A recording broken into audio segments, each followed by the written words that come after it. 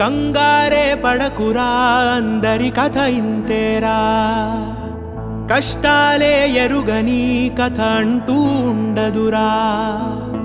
కన్నీళ్ళే దాటని కళ్ళేవీ లేవు కదా. కల్లోలం జరగని బ్రతుకంటూ ఉండదుగా.